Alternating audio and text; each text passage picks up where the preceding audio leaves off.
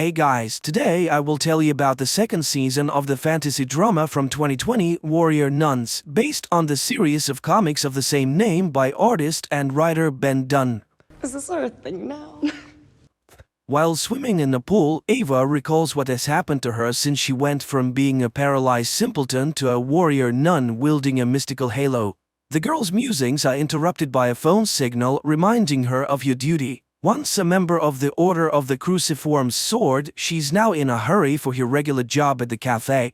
Arriving for her shift, Ava listens to customers talk about the explosion at the Vatican and rumors that it was Angel Adriel himself who broke out of the basement, proclaiming himself a mission. Miguel intervenes in the company's conversation, mocking the legends about angels and miraculous cure of the infected, calling Adriel an imposter. Left alone with Ava, Miguel tries to get her opinion, but the girl says she doesn't think about the subject at all, fearing that she might expose herself. A colleague asks Ava to go upstairs to her boss's office, and Beatrice also asks her friend to talk less to visitors about legends so as not to draw suspicion to herself. On her way home in the evening, Ava can't get away from the prophet fanatics handing out religious leaflets. One of them annoys the girl so much that she uses her power and pushes him aside. Meanwhile, in the monastery in Spain, having finished watching videos on social media with her friends, Camilla goes down to see Mother Superior. The woman instructs the girl to go to London. According to the order, one of the ministers is possessed by a demonic ghost. The girl agrees without any complaints, but Mother Superior sees that something is bothering her. Camilla confesses that there's no way she can come to terms with Mary's disappearance. Portugal. Drunken Father Vincent always walks looking over his shoulder, and it turns out that that's for a good reason. Out of nowhere, he is attacked by Lilith, and the old man can only save his life by telling her that Mary is alive. The Bishop of the Vatican agrees to an audience with Nun Yasmin Monet. The girl says that she's preparing an article about the lost Christian artifacts, but she immediately directs the conversation to rumors about Adriel and the attack on the Vatican. This changes the bishop's mood, but the nun keeps pushing, claiming that she has learned about a certain female order in the course of her investigation. To avoid spilling the beans, the priest ends the meeting, but Yasmin isn't upset. She has managed to hack into the network. Jillian sits by the archway, which has finally begun to come to life, but the field still hasn't stabilized and the girl can't get through the portal. Any attempt to use the portal ends up leaving burn marks on her hands. Christian is thrilled by her colleague's discoveries, but he guesses that she's only driven by a desire to find her son Michael, who has disappeared into another world. Christian asks Jillian to sign the renovation documents for the building he bought for the company, Arctech. After looking at the documents, the woman begins to doubt their contents, but deciding not to offend her friend with mistrust, she signs them. Ava continues her training by running over water, but at one point her strength leaves her and she falls. The girl admits to Beatrice that she's tired of sitting around while Adriel gains strength. However, her older friend reminds her that they have an uphill battle ahead of them.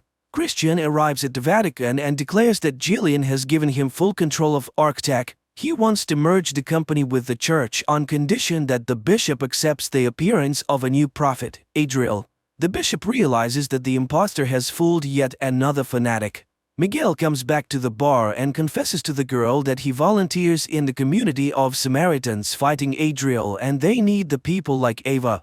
Mother Superior Susanna calls the bishop and asks the Vatican to intervene. Adriel is gaining strength and he has managed to fool hundreds of Catholics already. The priest believes that it is too early to sound the alarm. First, he should make a statement that Adriel is an impostor, and if that doesn't work, call on the Order of the Cruciform Sword for help. This conversation is overheard by Yasmin. She has just received a confirmation of her hunch. Vincent arrives at his residence and escorts Lilith inside, telling the guards that she's his friend. Ava convinces Beatrice to have some fun and have a couple of shots. The girls are having carefree fun. Meanwhile, at the Italian convent on her way to dinner, Mother Superior sees a gruesome picture. The bodies of the nuns in crimson puddles lie in the parish yard. At night, the nuns return home from the bar, and Ava notices Miguel, who is acting strangely. She decides to follow him and witnesses the guy getting beaten up by a crowd of fanatic hooligans. Ava helps her friend, and they are joined by Beatrice, who didn't really like the suspicious guy before. The young people tell her about the Samaritans, and the nun decides to accept Miguel's help in their fight against Adriel. Meanwhile, Mother Superior tries to warn the other monasteries where members of the order are based. However, the light bulbs on the map go out one by one, which means the warrior nuns are either destroyed or they leave their outposts. The company decides to sneak into the headquarters of Adriel followers, the firstborn sons. But seeing that the members of the sect are leaving with some cargo, the friends decide to follow them. Mother Superior orders Camilla to pack their things so they can hide and lay low as soon as possible. But suddenly the nuns notice that the light on the map has not gone out on the Madrid cell, which means there are still living members of the order out there. Father Vincent leads Lilith into the prison, promising that Mary is sitting in one of the cells. But as soon as the witch comes in sight, the priest locks the door behind her. On the other side, dozens of warriors come out at the girl, but Lilith easily dispatches them. The company watches as fanatics stack a prayer circle with a cross in the field and begin to pray. At this point, Ava's attention is attracted by a strange sound, and turning around, the girl sees a cloud of locusts rushing at them. On their way back, the friends try to explain what they have seen, and seeing how the girls are calm about everything, Miguel suspects something is wrong. Ava has to confess that they are the nuns of the order, but he takes it as a joke. Left alone, the girls decide that everything that is happening is a biblical execution reproduced by Adriel.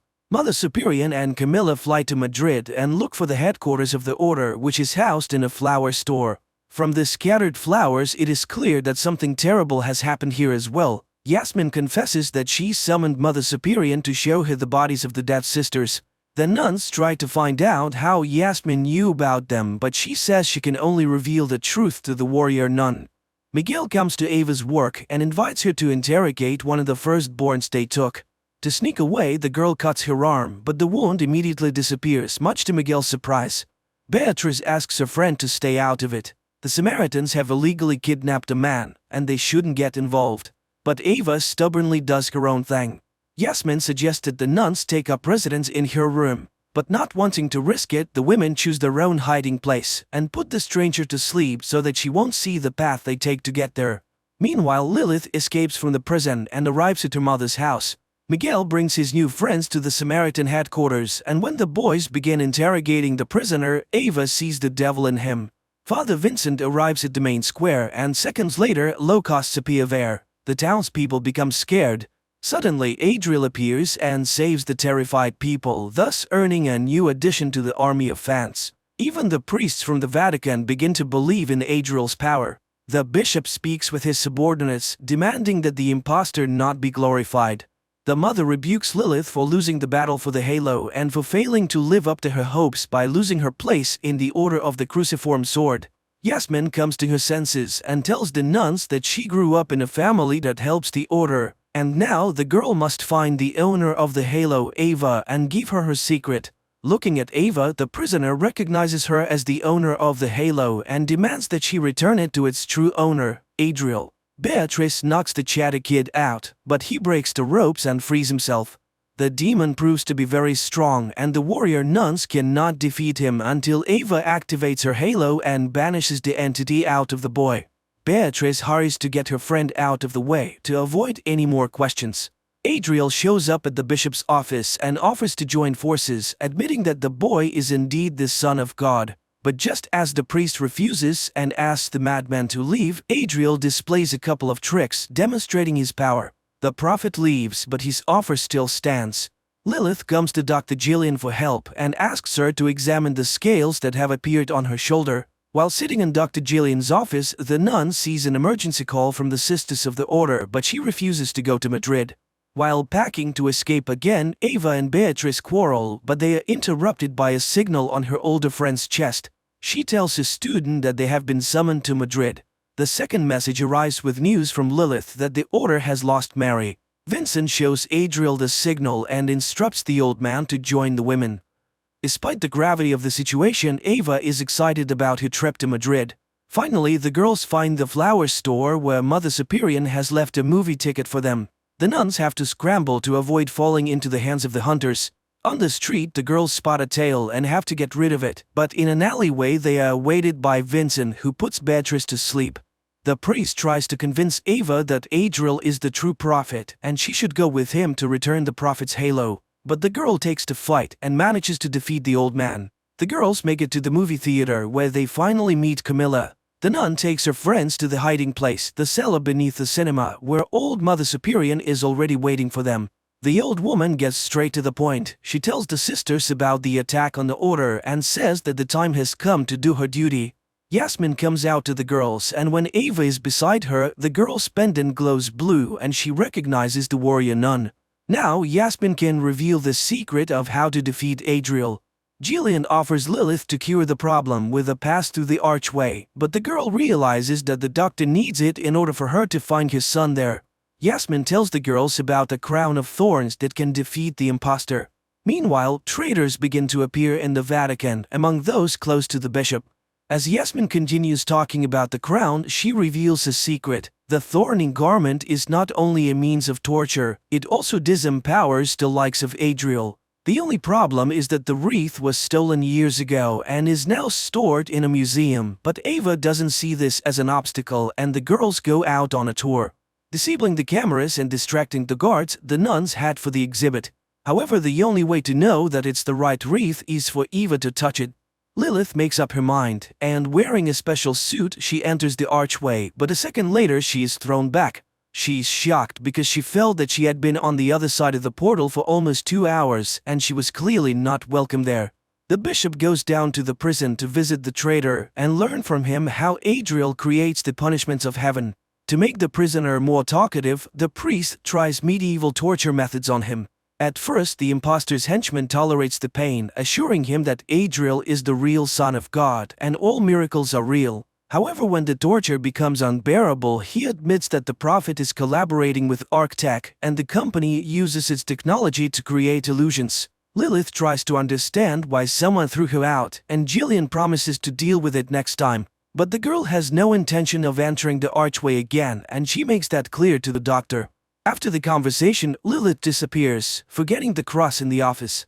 At night, the girls return to the museum to retrieve the crown. Mother Superior eliminates the guard, and the group of nuns sneaks in, sending old camera footage to the security monitors and disabling the laser alarms. Using the halo, Ava takes the crown, but nothing happens to it, and her friends ask Yasmin to help. Jillian decodes the tape from Lilith's camera, and as she speeds up, she sees someone's face on it. While the nuns are searching for the real wreath, Camilla notices that there is someone else in the museum beside them. Ava finally finds the artifact, but at that moment Camilla sees Adriel, and Vincent appears in front of the warriors and puts the crown on the girl's head, thereby depriving her of her superpowers and taking her with him. While Vincent is carrying Ava, the girl has terrible visions. She finally regains consciousness. Before leaving the exhausted girl in a dark alleyway, Vincent promises to pray for her before Adriel destroys her. But suddenly, Miguel comes to the girl's aid. By some miracle, he also happens to have superpowers. He says that explanations can wait, and having dealt with the priest, Miguel and Ava run away. Lilith comes to Adriel and, showing him her crusted hands, asks for his help. The nuns load Vincent into a car and drive off in search of Eva, shaking the cops on the way. The young people are finally safe, and Miguel returns Ava's crown and admits that he was sent from the other side of the arch to protect her. As they talk, a crowd of primitives in gas masks passes them, and Ava guesses that a new punishment awaits the city. In the meantime, the nuns get stuck on the road because of a flat tire. Miguel leads Ava to the gates of a cemetery, assuring her that he knows a way to destroy Adriel. All the while, the girl keeps seeing terrible visions, but she tries not to pay attention to them.